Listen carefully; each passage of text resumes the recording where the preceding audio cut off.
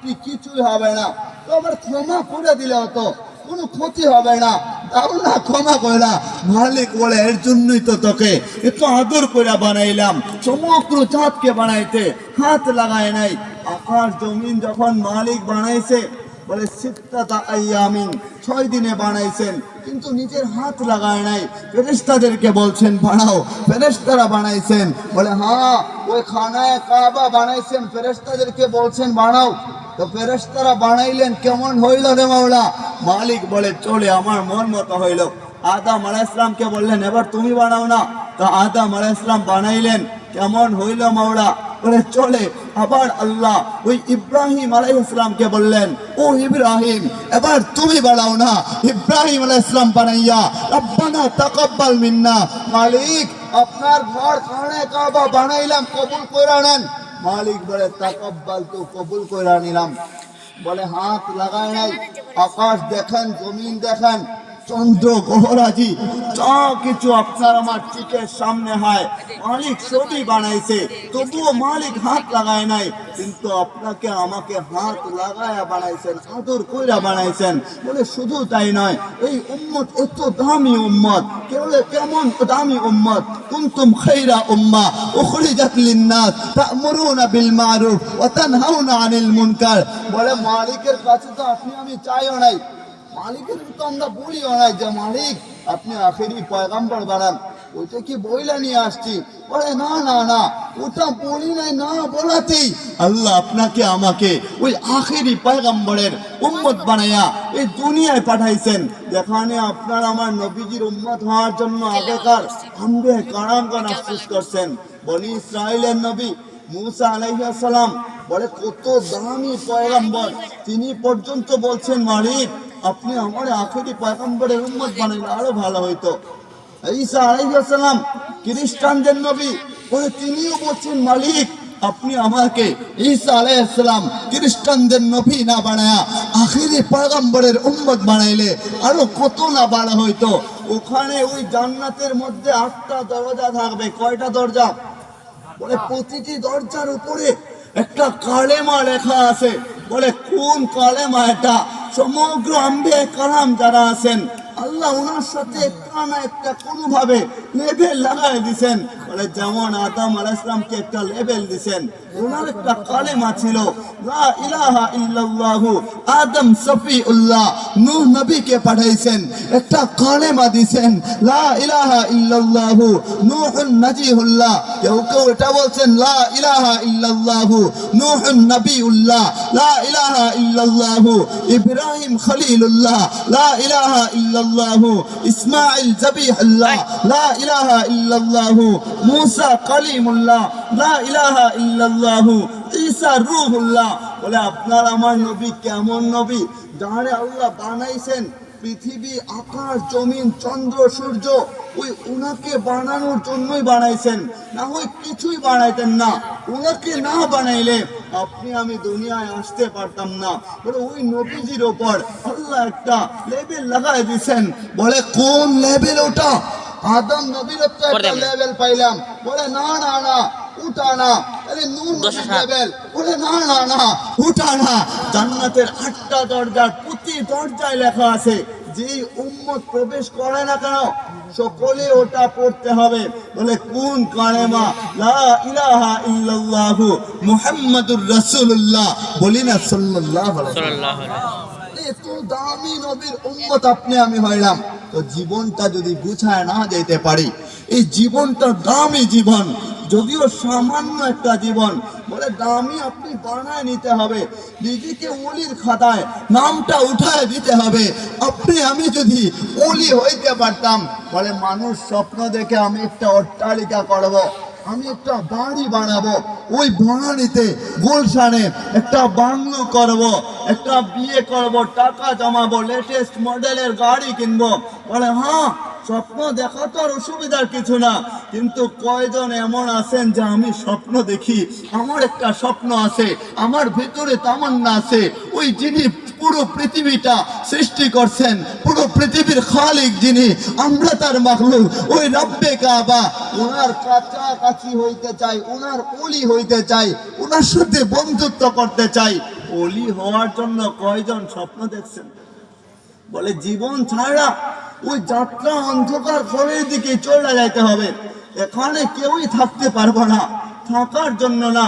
আপনি যখন বাহিরে কোথাও যান, বলে বন্ধুকে কল দেন, বন্ধু কখন আসলাম, এখনো আসিস নাই, তুই জানিস না ওখানে আমার পরিচিত জন বলতে কেউই নাই, চা খাইতে খাইতে কয়েকটা চা খাইলাম, কখন আসবি বল না, না হয় গাড়ি বেক করে চলে যাব। বন্ধু বলে 2 মিনিট দাঁড়া, আমি চলে আসতেছি। হ্যাঁ, আপনি গেলেন সামান্য দুনিয়ার একটা বাজারে, ওখানে যা পরিচিত ছাড়া আপনার ভালো লাগে না। তো মালিক বলে ওই কবর কিন্তু অন্ধকার একটা অপরিচিত জায়গা, ওখানে বাবা পাবে না, মা পাবেন না, ভাই বোন কাউকে পাবেন না, পাড়া প্রতিবেশী, আলো বাতাস বলে কিছুই তো সেখানে নাই। ওটা তো সকলেই জানে, ইয়া আইয়ুহাল্লাযীনা আমানুত্তাকুল্লাহা হাক্কা তুকাতি ওয়া লা তামুতুন্না ইল্লা ওয়া আনতুম মুসলিমুন। বলে যেই মালিক আপনাকে আমাকে বানাইছেন ওই মালিক নিজে বলেন, ইমানদার হইলা তো প্রকৃত মুমিনের মতো মুমিন হও, তারপরে কবরে আইসো, আল্লাহকে ভয় করার মতো ভয় করো। প্রকৃত ইমানদার না হয়া ওই কবরে আইসো না, কেননা কবরের সঙ্গী কাউকে পাবো না। আমাদের জীবনের যাত্রা তো এজন্যই হয়, বলে মহিলা যেহেতু যাবো ওই কবরে চলে যাইব। আমাদের আগেকার বুজুর্গরা কেমন করতেন, ওটা যদি যুবকরা আমলে নিতে পারেন, চাচাজিরা যদি নিতে পারেন, আমরা যারা ওলামায়ে কেরাম যারা আছেন, আমি তো আর ওলামা না, আমি ছোট মানুষ গুনাহগার, ওলামায়ে কেরামও যারা আছে, আমি একটা আমলের কথা সব জায়গায় বলে থাকি। বলে রাত যখন গভীর হয়, আপনি রাতের বেলা যায়া 2টা হাত উপরে তুইলা দিয়া পবিত্র হয়া, বলে শরীরে যে কাপড় থাকবে ওটাকে রাইখা, ধোয়া কাপড় থাকলে ওই ধোয়া কাপড় পরবেন, আর একদিনের জন্য হইলেও গোসল কইরা নিবেন, পরিপূর্ণ পবিত্র হয়া এবার জায়নামাজটা বিছায়া আপনি প্রথমে মালিকের দরবারে বলবেন, মালিক এত বড় সংসার, এত ছায় যাবেড়া সব সামনে নিয়ে সারাদিন তোমার কাছে আসতে পারি নাই, তা এখন ঘুমাইতে চললাম, ঘুমানোর আগ মুহূর্তে তোমার একটু ডাইকা রই, তোমার সাথে একটু সম্পর্ক কইরা নেই, প্রেম তো করবো দুনিয়া ওয়ালার সাথে না, বলে আল্লাহ তোমার সাথে আমি একটু সম্পর্ক করব, প্রেমের সম্পর্ক, গভীর সম্পর্ক, সাজদায় যাব। বলে মজার সম্পর্ক তো দুনিয়ার কারো সাথে হয় না, আপনার সাথে আমার হবে। ও মালিক, যদি ঘুমের মধ্যে আপনি উঠায় নেন তাইলে তো আর সকাল হবে না, আমার জন্য পরকাল হয়ে যাইবে। যখন ঘুমাইতে যাই, ভিতরের রূহ যেটাকে বলেন, আল্লাহ শক্তিশালী একটা পাওয়ার আছে, ওটারই রূহ বলা হয়। আপনার আমার ভিতরে ওটাকে যখন দেওয়া হয়েছে, এই বডিটা তখনই কাজ করে। বলে মালিক, যদি ঘুমানোর সময় উঠায় আনেন, রূহটা চইলা যায় আলমে বারজাখের মধ্যে, তা আপনি আমাকে তাদের অন্তর্ভুক্ত করেন, যারে মাফ করে দিছেন।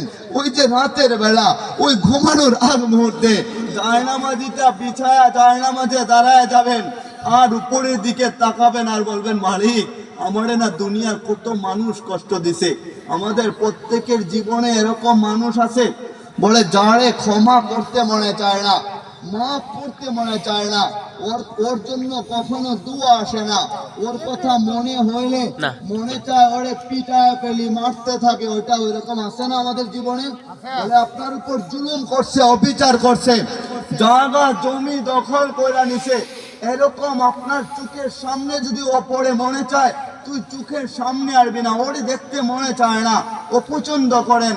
আমার মালিকের কাছে যখনই দাঁড়াবেন, 2টা হাত উপরে তুলবেন, মালিকের একটা গুণান্বিত নাম, একটা সিফতি নাম গফফার, তো আপনি মালিকের নামের সাথে নিজের একটু মিলে আনেন না, বলবেন মালিক টাকায় দেখান না, ওই মানুষটারে আমার ক্ষমা করতে মনে চায় না, আজকে ওয়াদা করলাম আপনার দরবারে আমি তাকায়া তাকায়া আপনার নামটা গফফার, তো আমিও আপনার নামের সাথে একটু পরিচিত হয় না, আমি ওরে মাফ করে দিলাম যাকে মাফ করতে মনে চায় না, আমার শত্রুরে আমি মাফ করে দিলাম, দুনিয়া ওয়ালারা যারা আমারে কষ্ট দিছে সবাইরে মাফ করে দিলাম।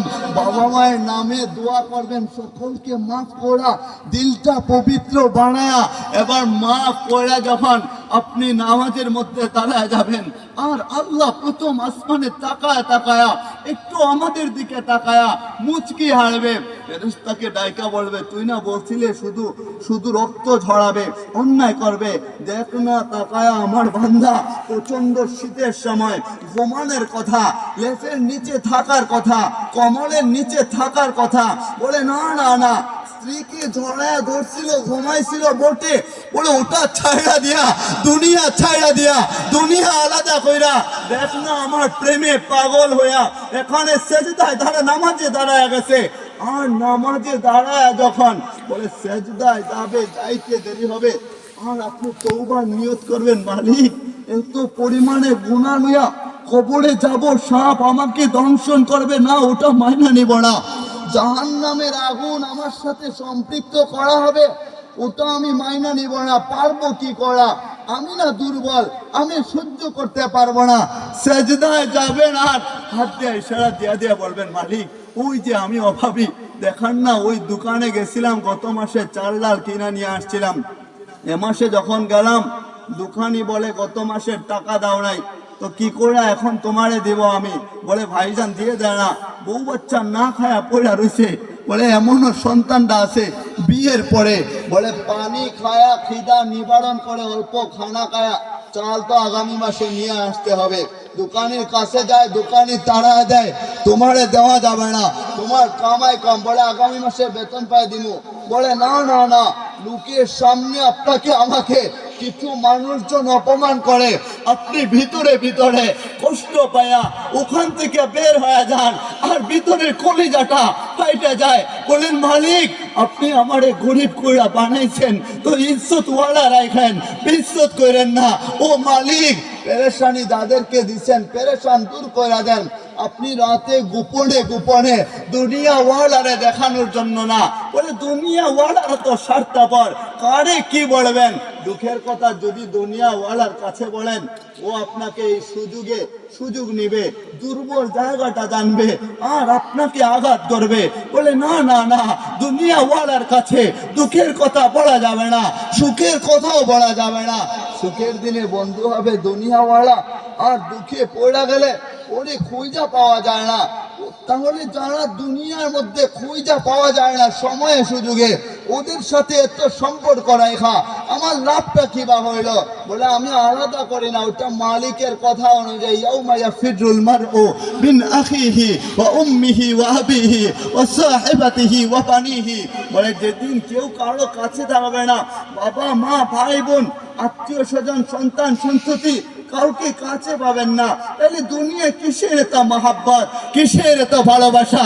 ওই রাতের গভীরে আপনি বলেন না মালিক টাকায় দেখেন না, ওখান থেকে ঋণ নিয়ে আসছিলাম, আমার মা অসুস্থ হয়েছে, টাকা নাই বটে গেলাম টাকার জন্য, বলে সুদে টাকা না নিলে টাকা দিব না, তুই আমাকে লাভ দিবি তো টাকা নে, নাইলে দুনিয়া ওয়ালা আপনাকে সহযোগিতা করে না, সদকায়ে জারিয়া আপনাকে কর্জে হাসানা দিতে চায় না। বলে খরচ দেয় না বন্ধু আমার, বলে না আমার টাকা নাই, আরেকজনের টাকা, ওকে লাভ দিতে হবে। বলে এখানে কেউ থাকলে রাগ হয়েন না, নাকি রাগ হইতেছেন আপনারা? রাগ হয়েন না যে আপনি সুদ খাইছেন, এবার আমার দুনিয়া ওয়ালা কারো কাছে বলবেন না। আপনি নিজেকে সংশোধন করতে চান, ঘুষ খাইছেন, জিনা হয়ে গেছে, বেবিচার হয়ে গেছে, মাথায় খারাপ চিন্তা নিয়ে আসছেন, দুনিয়া ওয়ালা কারো কাছে বলবেন না, ওরা তামাশা করবে, ঠাট্টা করবে, আপনি শুধু মালিকের দরবারে বলবেন। আরে তিনি তো গাফফার, ওখানে দাঁড়ায় দাঁড়ায় বলবেন মালিক আমার অভাবকে দূর করে দেন।